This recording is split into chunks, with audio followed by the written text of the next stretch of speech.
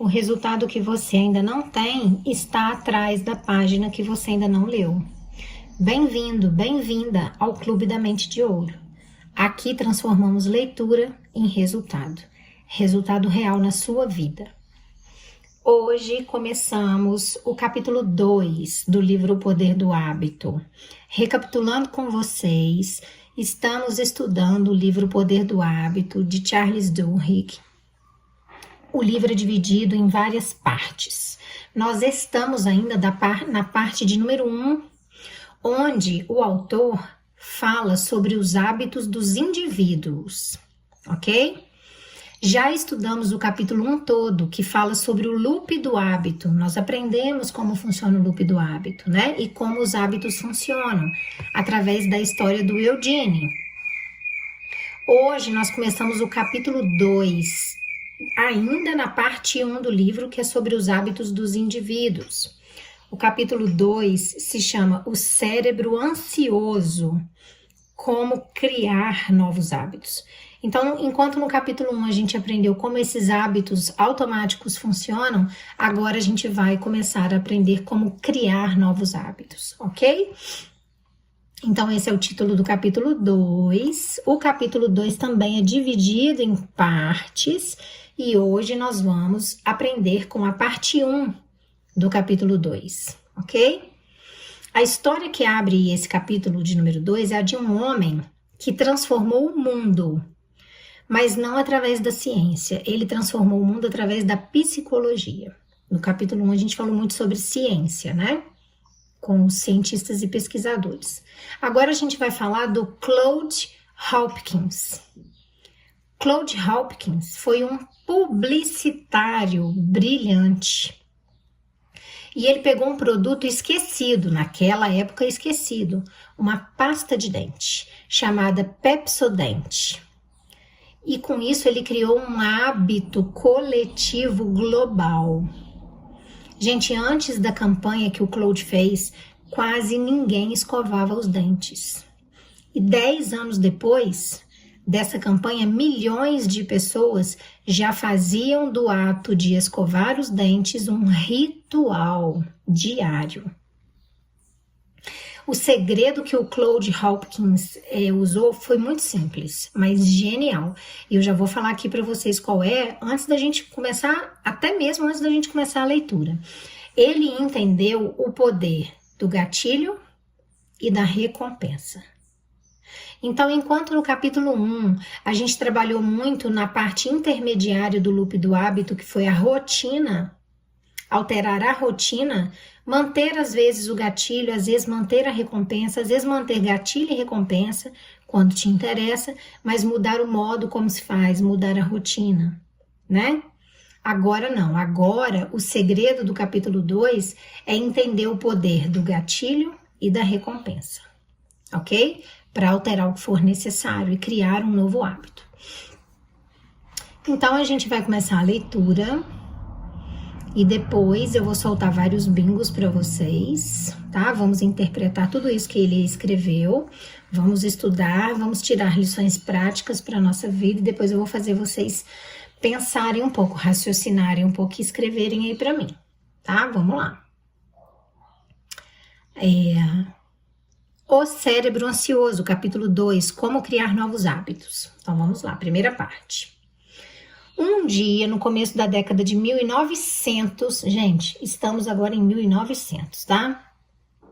Um bem-sucedido executivo americano chamado Claude Hopkins foi abordado por um velho amigo com uma nova ideia comercial.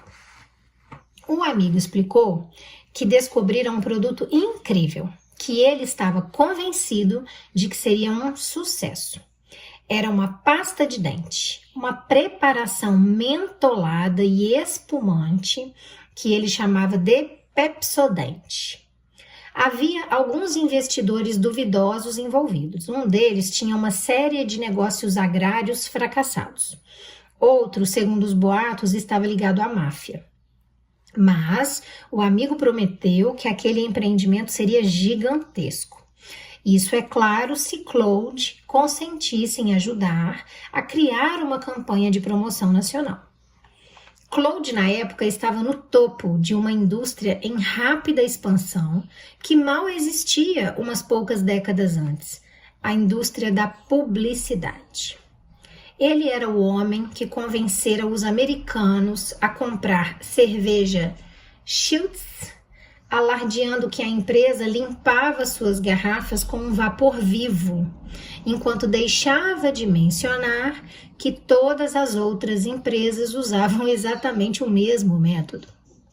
Ele seduzira milhões de mulheres a comprar sabonete Palmolive, afirmando que Cleópatra se banhara com ele, apesar dos protestos veementes de historiadores indignados.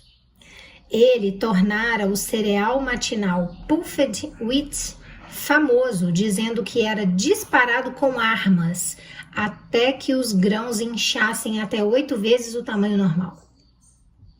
Ele transformara dezenas de produtos antes desconhecidos, como a aveia Quaker, os pneus Goodyear, a vassoura mágica Bissell, o porco com feijão da Van Camp, em nomes comuns em todos os lares.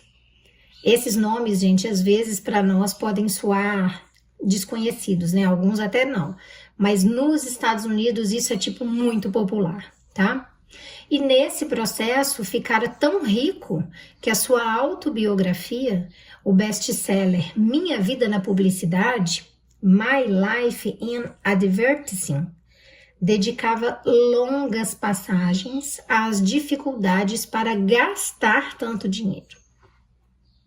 No entanto, Claude era mais conhecido por uma série de regras que ele criou, explicando como formar novos hábitos entre os consumidores. Essas regras transformariam indústrias inteiras e acabariam se tornando uma sabedoria convencional entre marqueteiros, reformadores pedagógicos, profissionais da saúde pública, políticos e diretores executivos. Mesmo hoje, as regras de Claude influenciam tudo. Desde como compramos produtos de limpeza até os recursos que os governos usam para erradicar doenças. Elas são fundamentais à criação de qualquer nova rotina. No entanto, quando esse velho amigo abordou Claude para falar da Pepsodent, o publicitário demonstrou apenas um leve interesse. Não era segredo que a saúde dentária dos americanos estava em rápido declínio. Conforme a nação se tornara mais endinheirada, as pessoas haviam começado a comprar maiores quantidades de produtos com açúcar e processados. Quando o governo passou a recrutar homens para a Primeira Guerra Mundial, tantos recrutas tinham dentes podres que os oficiais diziam que a má higiene dentária era um risco para a segurança nacional. No entanto, como Claude sabia, vender pasta de dente era um suicídio financeiro. Já havia um exército de vendedores de porta em porta oferecendo duvidosos pós e elixires dentais, a maioria deles à beira da falência. O problema era que quase ninguém comprava pasta de dente, porque apesar dos problemas dentários da nação, quase ninguém escovava os dentes. Por isso, Claude refletiu um pouco sobre a proposta do amigo e então a recusou. Disse que continuaria com os sabonetes e os cereais. Não vi um jeito de educar os leigos sobre as teorias técnicas da pasta de dente, explicou Claude em sua autobiografia. O amigo, no entanto, foi persistente. Voltou inúmeras vezes, apelando para o considerável ego de Claude, até que, por fim, o publicitário acabou cedendo. Finalmente concordei em realizar a campanha se ele me desse uma opção de 6 meses num bloco de ações, escreveu Claude. O amigo concordou.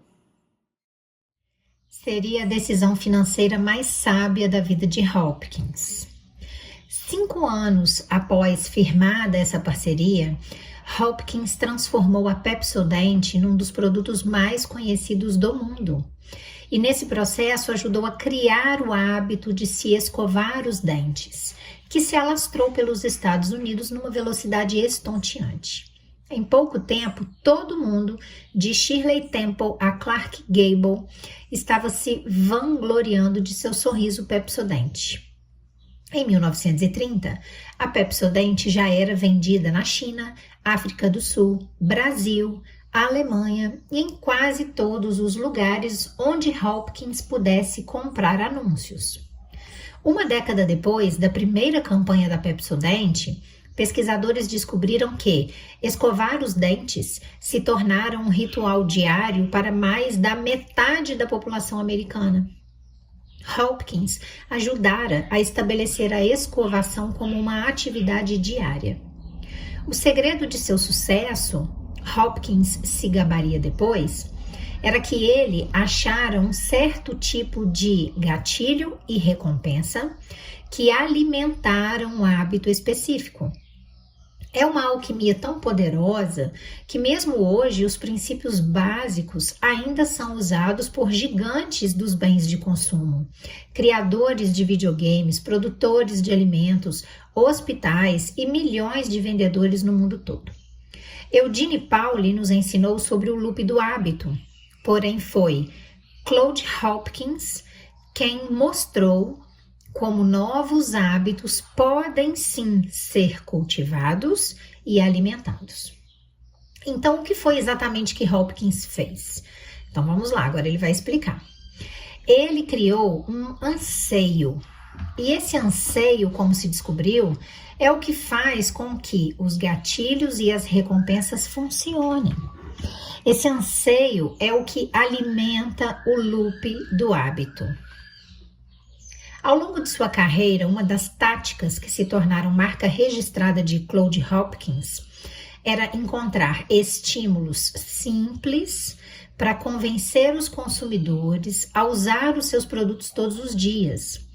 Ele vendia aveia Quaker, por exemplo, como um cereal matinal capaz de fornecer energia para 24 horas, mas só se você comesse uma tigela toda manhã. Ele anunciava tônicos que curavam dores de barriga, dores nas juntas, pele ruim e problemas femininos. Mas só se você tomasse o remédio logo na primeira aparição dos sintomas. Em pouco tempo, as pessoas estavam devorando aveia no raiar do dia ou bebendo goles de garrafinhas marrons sempre que sentiam qualquer indício de fadiga ou indigestão, o que por sorte acontecia pelo menos uma vez por dia. Para vender Pepsodent, então, Hopkins precisava de um estímulo que justificasse o uso diário da pasta de dente. Ele sentou-se com uma pilha de livros técnicos sobre saúde dentária. Então, gente, olha que importante esse detalhe. Ele não tirou isso do nariz dele, ele foi estudar, tá? Conhecimento, investir em conhecimento é necessário. Foi uma leitura árida, ele escreveu depois, mas no meio de um dos livros achei uma referência às placas de mucina nos dentes, que depois eu chamei de a película. Isso me deu uma ideia atraente. Resolvi anunciar essa pasta de dente como um criador de beleza. Lidar com essa película turva. Então vocês entendem que ele estudou uma pilha de livros técnicos para, no meio de um único livro, ele tirar uma única informação que virou o jogo? Investir em conhecimento é necessário, tá? Já é um bingo que estou dando para vocês de graça. Vamos continuar. Ao focar-se na película dentária, Hopkins estava ignorando o fato de que esta mesma película sempre cobriu os dentes das pessoas e nunca parecer incomodar ninguém.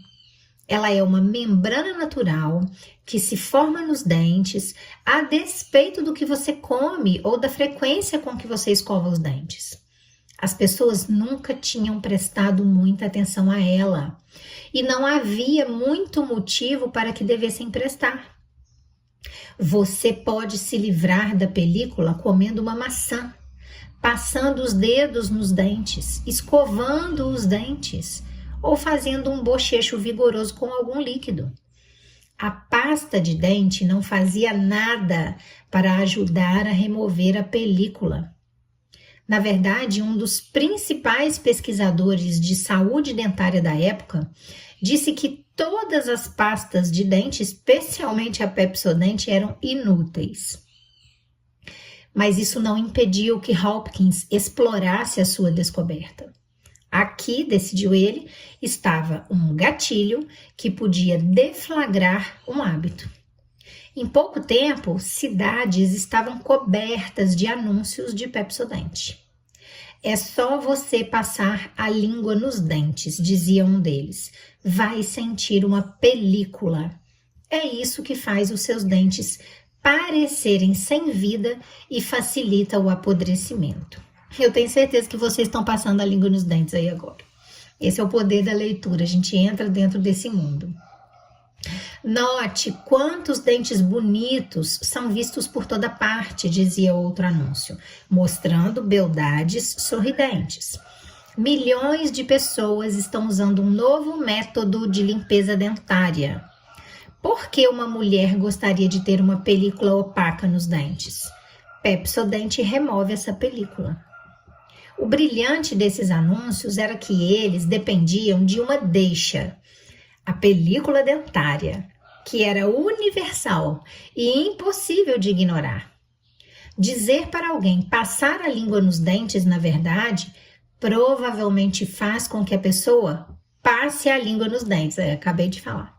E quando fazia isso, provavelmente sentia sim uma película. Essa película não é mentira, ela existe. Hopkins encontrara um gatilho simples que existia havia milênios e era tão fácil de deflagrar que um anúncio podia fazer com que as pessoas obedecessem automaticamente. Além disso, a recompensa, como Hopkins previu, era ainda mais sedutora. Quem, afinal, não quer ser mais bonito? Quem não quer um sorriso mais bonito? Principalmente quando a única atitude necessária é uma rápida escovada com Pepsodent.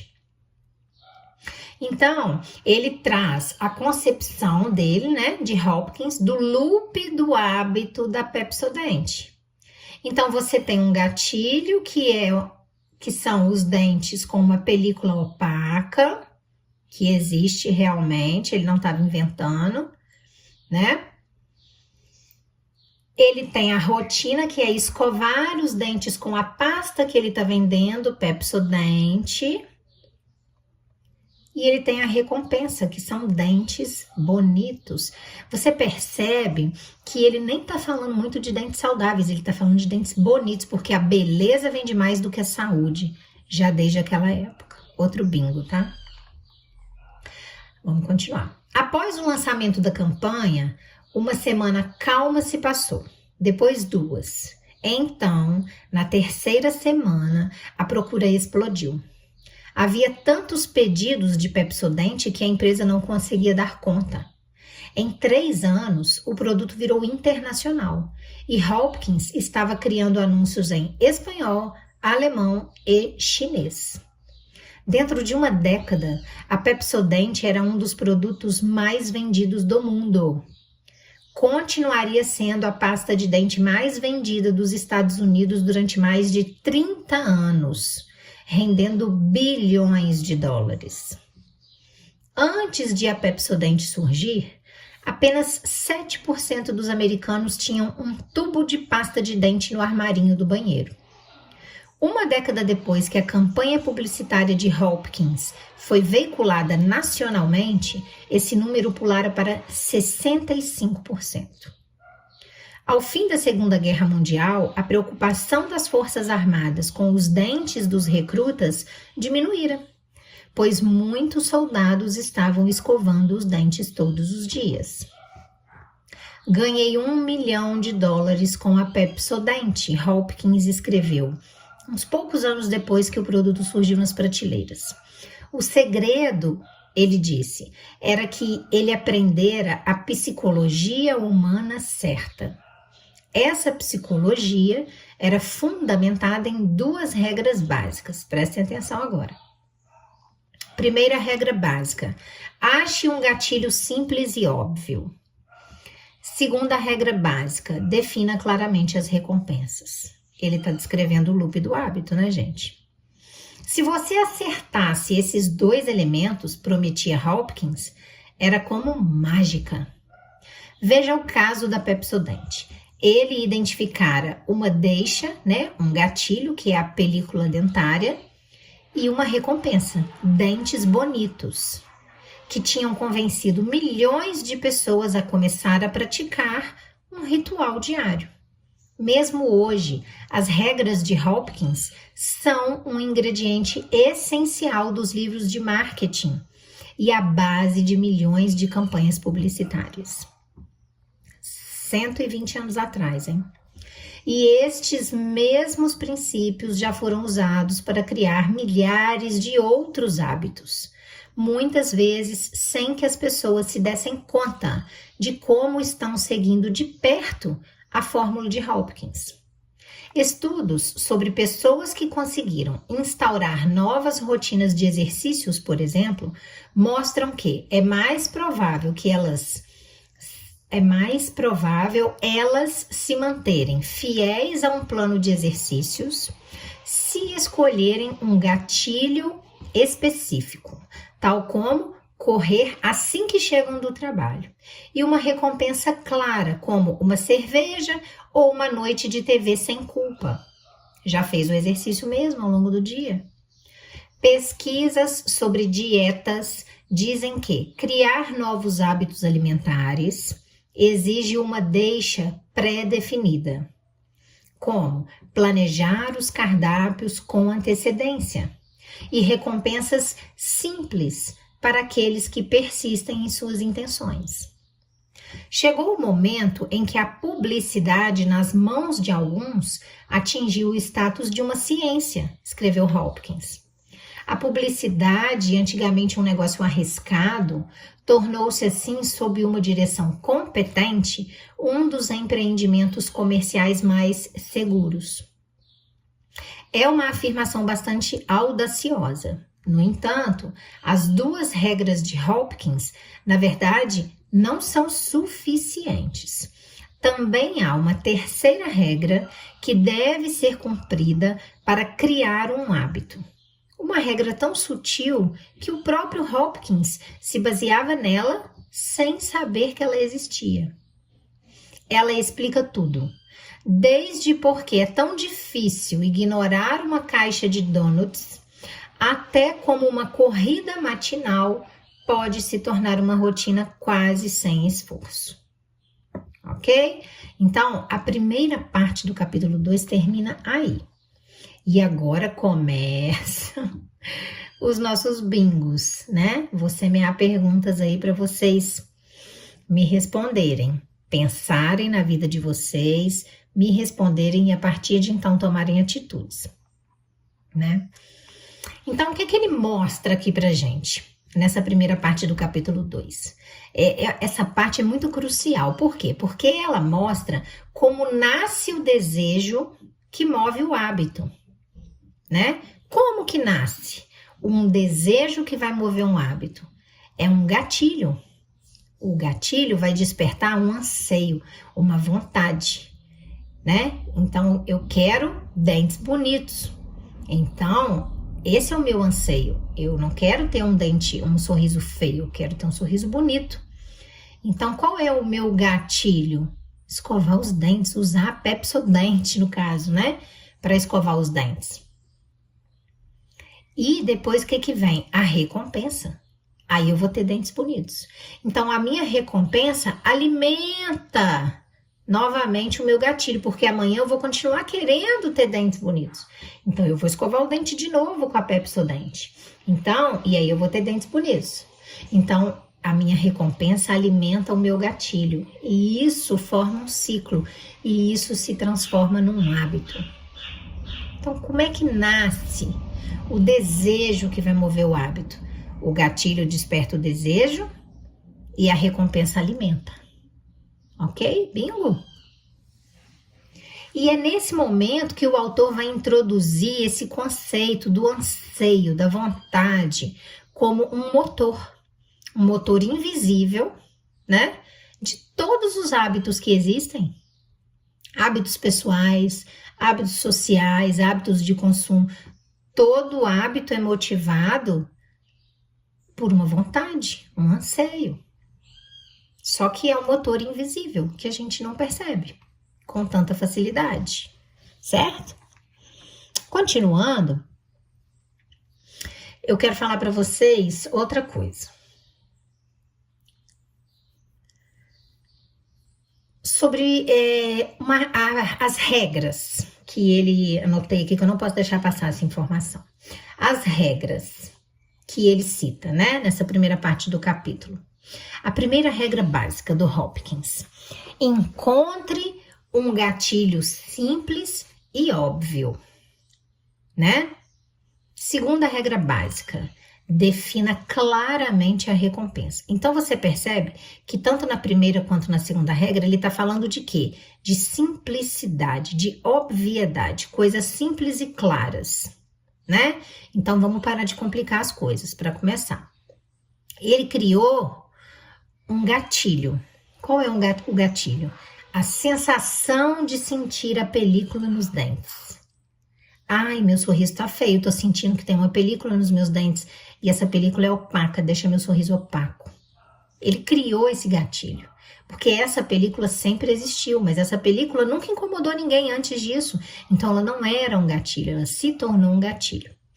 Então ele criou um gatilho simples e óbvio, que é essa sensação de película nos dentes e de sorriso feio, e ele criou uma recompensa que era irresistível.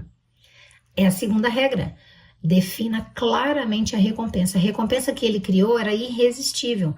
Um sorriso bonito. Quem quer ter sorriso feio? Você pode até ter sorriso feio, mas você não quer ter. Você quer ter um sorriso bonito. E de quebra você ainda tinha a sensação do frescor, que só depois que você começava a escovar os dentes que você percebia essa recompensa. Né? Ele não vendeu como sendo a recompensa a sensação do frescor. Foi um bônus que as pessoas começaram a perceber depois. Gente, assim nasceu o hábito de escovar os dentes. Bingo? Bingo, né? E aí eu te pergunto, qual é a deixa, qual é o gatilho que desperta os seus comportamentos automáticos? Porque agora você já consegue discernir. Pensa e escreve aí para mim. Pelo menos 1 ou 2 gatilhos que despertam os seus comportamentos automáticos. Aí eu fico nervosa, eu pego tudo que tem na frente e começo a comer igual uma capivara raivosa. Gatilho. Ficar nervosa, estar sob estresse. Né? Me responde também, qual é a recompensa que você realmente está buscando? Eu vou te dar uns exemplos que é para você saber do que eu estou falando. Você está buscando o quê? Prazer como recompensa? Alívio? Aprovação? Sucesso? É legal que você também saiba identificar quais são as recompensas, porque elas têm que ser claras, né? Então pensa aí, qual é a recompensa que você busca e escreve aí para mim também. O Hopkins, gente, ele descobriu que o que move o hábito não é a ação, não é escovar os dentes. O que move o hábito é o desejo, é o anseio por aquela recompensa que vai fazer com que eu repita esse comportamento diariamente. Gente, isso é um super bingo, eu vou repetir. Ele descobriu que o que move o hábito, o motorzinho que faz o hábito funcionar e girar, não é a ação. A ação é consequência. Ele descobriu que o que move o hábito é um desejo, é uma vontade, é um anseio. Qual é? Tirar aquela película dos dentes e ficar com um sorriso bonito. É o anseio por essa recompensa de ter um sorriso bonito que fez a população mundial repetir o comportamento de escovar os dentes com a Pepsodent todos os dias. Foi o desejo que levou eles a fazer isso. Então, o hábito, ele não nasce de uma obrigação. Gente, guardem isso, porque isso é o bingo do ano. O hábito, você não vai conseguir formar um bom hábito na sua vida na força, por obrigação. Ele não nasce da obrigação, ele nasce do desejo. Desejo de quê? Vou dar um exemplo. Atividade física. Quantas vezes você começou a fazer atividade física e não continuou? Quantas vezes você começou a fazer dieta e não continuou? Quantas vezes você começou a ler um livro e não continuou? Quantas vezes você começou a estudar uma coisa e não continuou? Mas você encarou isso como uma obrigação na sua vida. Eu preciso fazer atividade física, eu preciso fazer dieta. E não dá certo. Porque o hábito de fazer atividade física todos os dias não nasce da obrigação de se sentir obrigada a fazer atividade física todos os dias. Não. O hábito, ele nasce do desejo. Que desejo?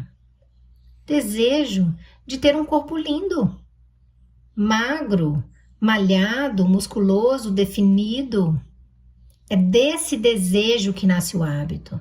Porque se eu entendo que para ter esse corpo, o que eu preciso fazer é atividade física todo dia, então eu vou fazer.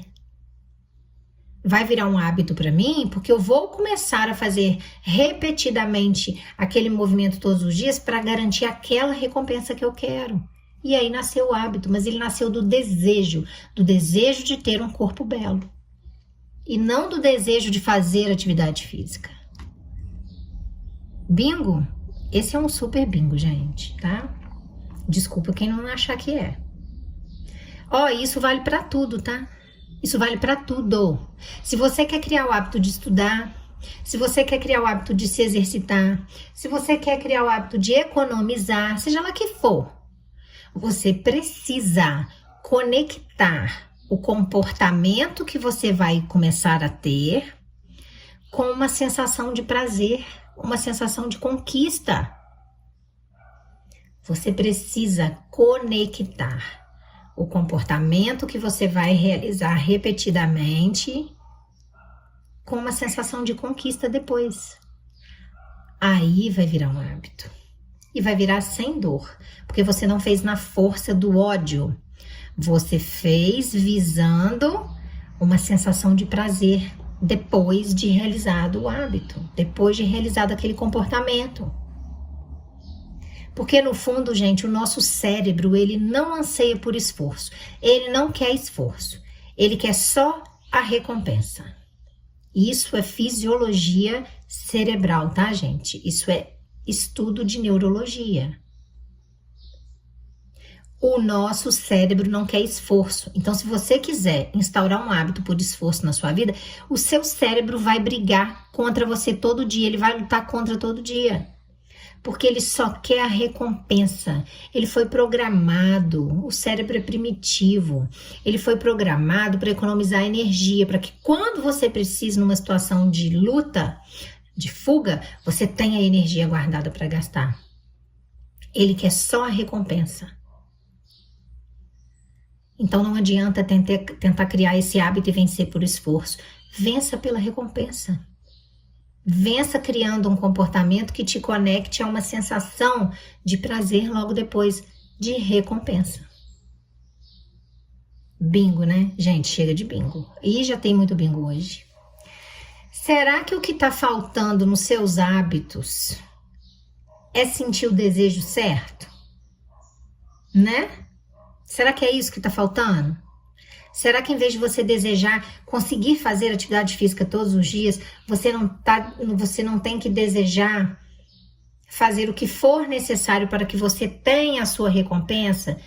Seja um corpo belo, seja qualidade de vida, seja mais saúde? Será que não é isso que está faltando para você? Criar bons hábitos é desejar o desejo certo para que o seu cérebro interprete da maneira correta? Será que você tem tentado mudar só a ação, sem mudar o sentimento que alimenta você conseguir fazer essa ação? Será que não é isso? Será que você não tem tentado mudar a coisa errada? Gente, é isso que eu explico para você passo a passo no meu e-book Mente de Ouro, tá? Eu explico como transformar uma vontade por distração, conforto, procrastinação em uma vontade por progresso, por riqueza e por liberdade. Eu te ensino a transformar essa vontade, em vez de você querer só se distrair, ter conforto e procrastinar, em você ter vontade em progredir, ter riqueza, ter liberdade. Ok? Escreve aqui para mim nos comentários qual novo hábito você quer criar e qual vai ser a recompensa que vai conseguir fazer com que você se mantenha firme nesse hábito. Pensa bem antes de escrever. Escreve aí embaixo para mim. Para você ter esse novo hábito criado, você precisa saber antes disso qual recompensa esse novo hábito vai te trazer. Porque é essa recompensa que vai fazer com que esse hábito se firme na sua vida. Você está no Clube da Mente de Ouro, aqui não tem teoria vazia, como eu sempre falo. Quero que vocês se lembrem sempre, todo hábito ele vai nascer de um desejo. E o desejo certo, ele pode mudar toda a sua vida. Eu estou dando o exemplo da atividade física, mas isso pode ser para você ficar rico. Para você conseguir relacionamentos dos seus sonhos. Se você quer reprogramar os seus hábitos para conseguir prosperar no que você quiser, o próximo passo com certeza é mergulhar no meu livro Mente de Ouro. Para isso eu vou deixar o link aqui na descrição para você e no comentário fixado.